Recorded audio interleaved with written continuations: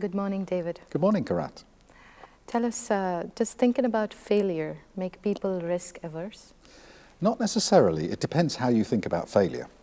If you think that failure is a bad thing and it shows that you're incompetent or you can't do your job or you're a bad person or you're weak, and you think about that a lot, then clearly one of the things it might do is to stop you taking risks that could lead to failure. And if that's the way you view failure, then yes, thinking about it and focusing on it might well make you more risk averse, less willing to take risks, less comfortable in a risky situation. But there's a different way to think about failure. I actually edited a book, I guess it was about 4 or 5 years ago, called The Failure Files, Perspectives on Failure.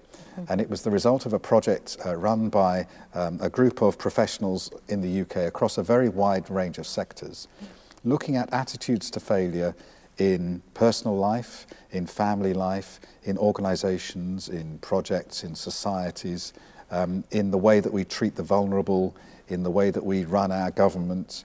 All of these things, it's a very broad study. And I had a very interesting interview with an entrepreneur who had run a number of companies. He'd launched them and they'd failed. And then he'd launched another one and it had failed. He'd launched another one and it failed.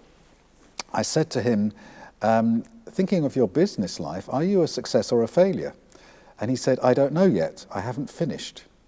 Which was a very interesting perception to say that you only know if you've failed when you come to the end. Because failure is a learning opportunity. Failure is natural. You know, we find a lot of failure in the world. You find trees grow and then they die, forests burn down, animals become extinct. Lots of things fail naturally, and failure is part of the cycle of life and death.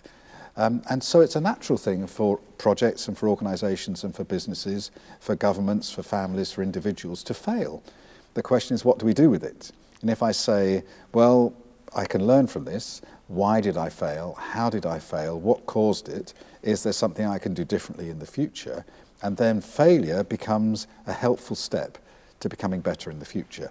So in that sense, if you think about failure as an opportunity to learn, as part of the growth and maturing process, because we learn through failure, we learn to walk by falling down and getting up and trying again, as you know from your young children, then failure becomes something more positive. And then you think about failure in a way that says, maybe I'll try again but differently, and then you will take a risk. So thinking about failure might help you to become more balanced in your approach to risk, but only if you think about it in that more enlightened, more broad way. I like the fact that you say think of failure as something positive, because you know, sometimes failure can be so once a person fails, it can be so threatening that the person strives so hard for success that he never fails again, he or she never fails again. So failure can actually have a very good impact on whatever you're doing, and therefore failure is important. Yes, if you become overcautious and you're not prepared to step out again in case you fail again, that's a bad thing. Absolutely. And the idea of blame, Yes. you know, should you be blamed for failure? Well, the answer is yes, sometimes. Sometimes I failed because I did something stupid. I mean, taking responsibility is not a bad thing. Yes, that's right. Even if it's for your own failure or for someone else's. Yes. But sometimes failure just happens. You know, bad things happen to good people. And so if failure is, I'm not to blame, I didn't do anything wrong, I was just unlucky, or I didn't have the right skills or the right tools, or people didn't support me.